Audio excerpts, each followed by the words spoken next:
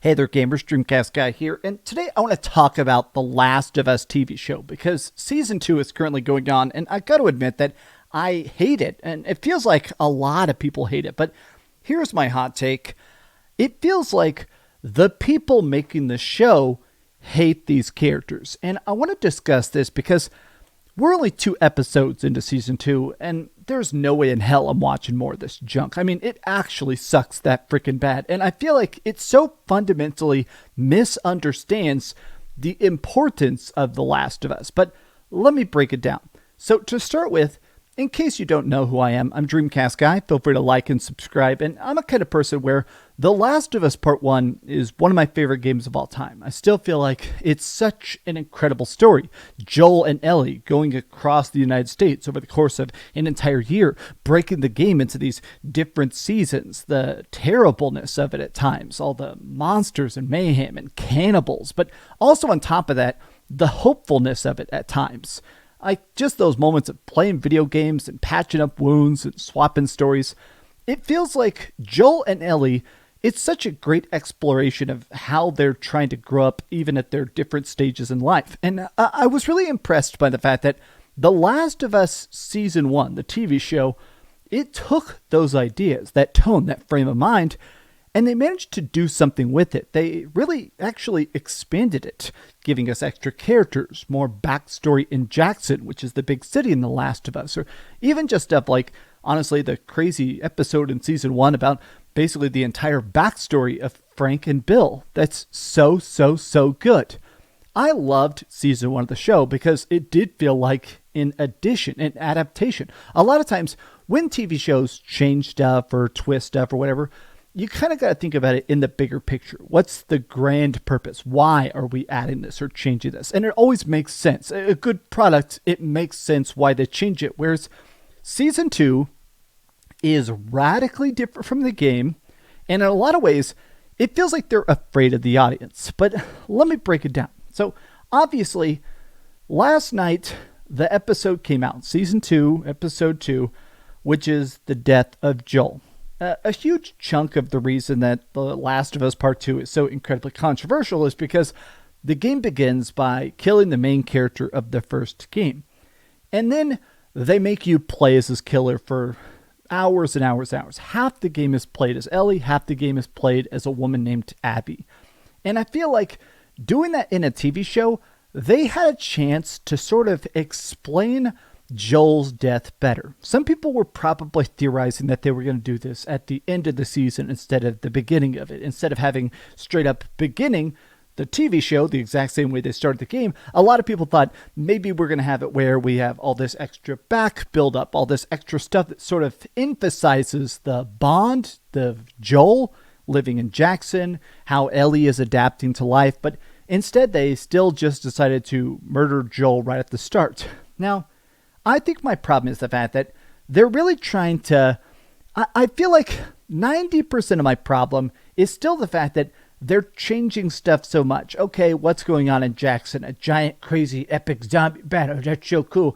My big problem is that it really does feel like this casting is really starting to dramatically hurt the show. This is Abby. This is Abby in the TV show. Now, I'm just going to say it. I don't like Abby because she killed Joel, and I always felt like the video game playing as Joel's killer, of course we see the backstory, we see why she's doing it, but I do think it really helped that Abby was a beast, that she had these huge freaking arms, huge shoulders. She had built her entire life to construct her body into a weapon. And maybe you'd say, oh, that's unrealistic. How in the apocalypse are you even eating enough calories? I mean, I eat like 3,000 calories a day to have these little twigs. So she must be eating, 6,000 calories a day for her bulk. My problem is the fact that this lady is a twig. I mean, I'll be honest, I don't think this one has the strength to kill Joel with a golf club. But even beyond that, I do feel like part of my problem is the fact that this casting of Ellie was so good in Season 1 when she's supposed to be, 13, 14 years old. But now she's supposed to be 20, and I think this actress is 20. But this is the thing. I can't believe I'm saying this, but as of this episode, the game is far, far better than The Last of Us Part 2 Season 2. Their first episode did a good job of reordering the story to fix Neil Druckmann's stupidity, but 2 was honestly awful outside of what they copied.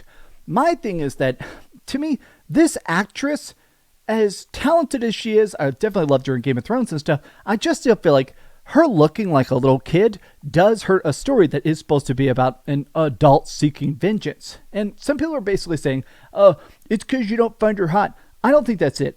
People are saying that. People are downvote bombing it because they don't like the actress. I don't think it's that.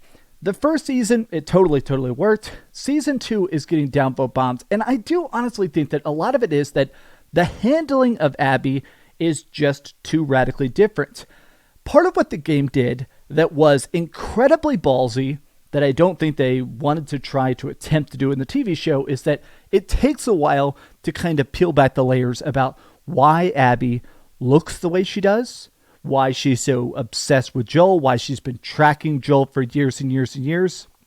And in the game, it really kind of thing where I think the twist didn't fully work of kind of being like, oh, maybe Joel is the bad guy. Maybe Abby is the hero. I don't think it fully worked, but here they were afraid to even attempt it. They revealed her entire sad story in the first episode, so no real mystery. And now a game is different because you're forced to embody Abby to see her perspective, which I don't think works here. Just having like a scene of her walking around murdering people doesn't work as well as you being the person who feels like, all right, now I am Abby. Here's why I am doing this. Like, think about where Abby versus Ellie. That was a boss fight. Since you're not controlling Abby, you'll lose that point of perspective. So now it's just rah, get her Ellie. I don't think the right answer here is that, I don't know what the right answer here is, but I think this illustrates an issue that a straight one-to-one game adaptation, when the game is part of how the story is told, even in a super cinematic one.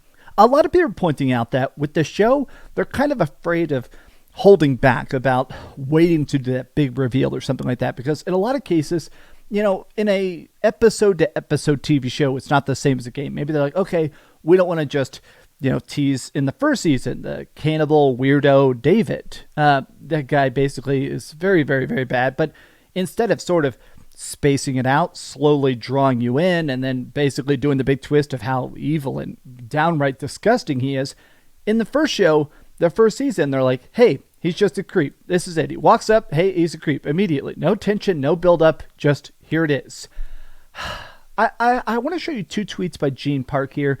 And this is really good. Here's my issue with that scene. A lot of people are talking about how the death scene is so different that it does feel like, I watch a lot of movies. I watch a lot of TV shows.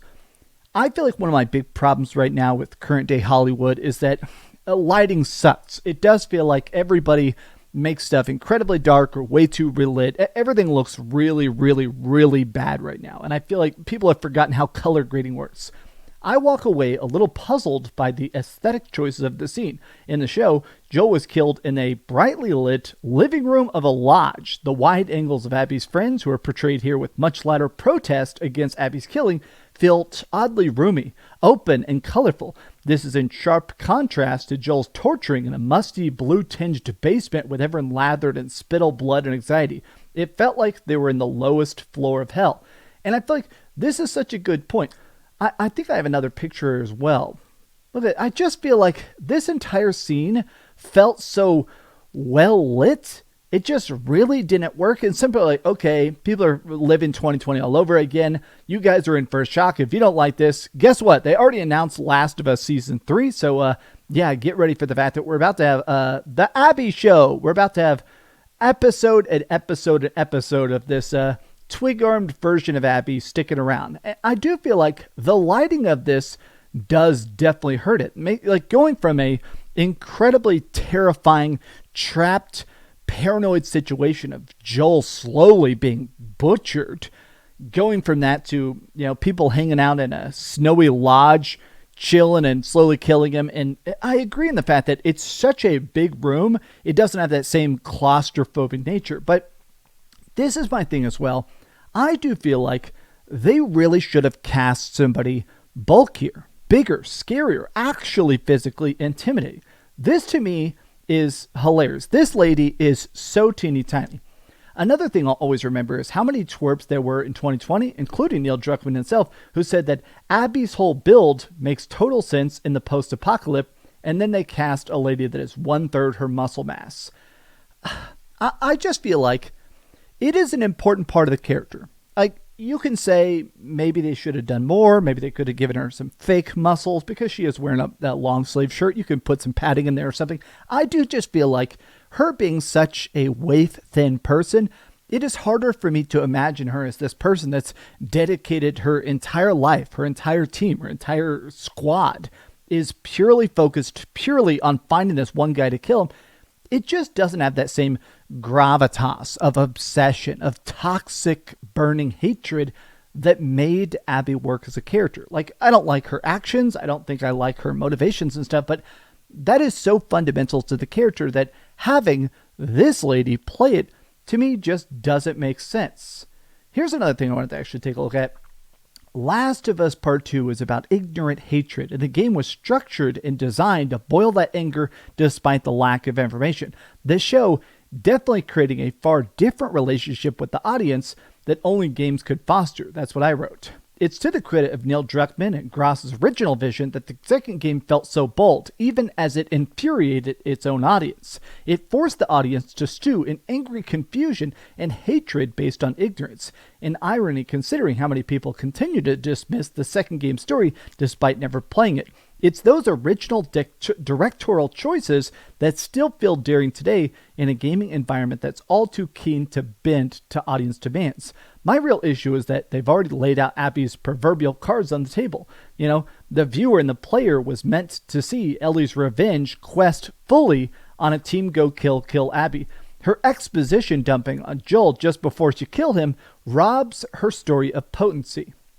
I'm in a spot where I do truly believe that the audience is pissed. It does feel like a lot of fans are really, really not enjoying this. Maybe I exist in a Last of Us Part 2 hate bubble, but the first game is such a tight story. The first season is such a tight story that it is able to adapt. It is able to convey these hard messages. And while I do think that The Last of Us Part 2 as a game does fall short of that greatness, I've always thought that the bricks, the DNA, the actual effort of what they're trying to do could have been done better. What I was hoping with The Last of Us Part 2 Season 2 was that I wanted the story to be in a different angle. I wanted it to be the people living in Jackson, having Ellie there, having Joel go to therapy, having all sorts of stuff that explains the original game. But also, I wanted to see multiple episodes where we would cut to Abby, a completely separate person that we hadn't met before, as she treks closer and closer to Jackson. Just seeing the investigation, seeing her talk, seeing it sort of explain these things, episode of their own adventures, their talks, their town, where we actually see all that stuff. I wanted to see that build up in a way that when these characters finally met, a casual person who doesn't know the story would have maybe assumed that Abby's going to team up. Maybe Abby's going to be a side protagonist. Maybe Abby and Ellie are going to date or something like that. And instead, when they finally meet, it becomes this killing clash, which would have set off a season 3, which becomes the standard story we know now, the Abby kill quest.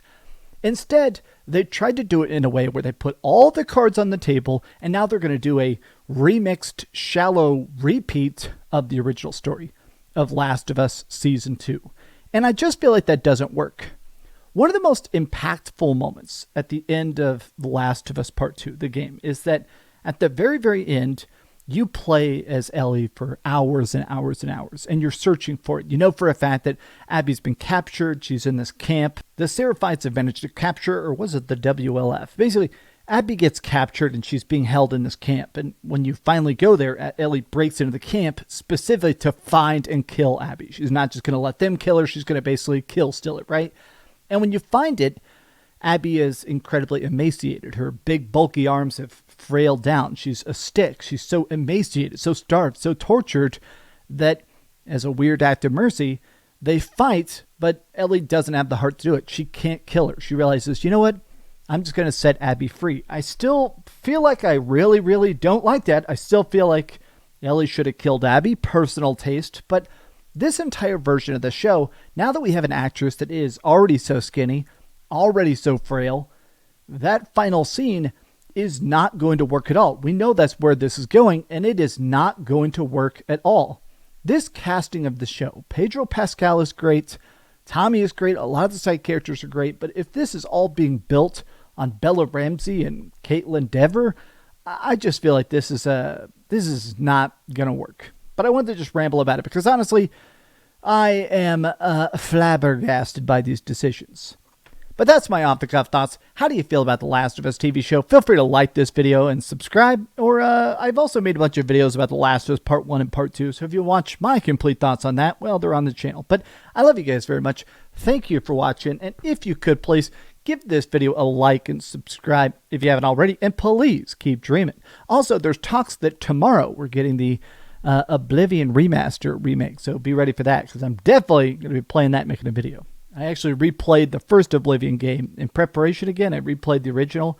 Man, that game is still so damn good.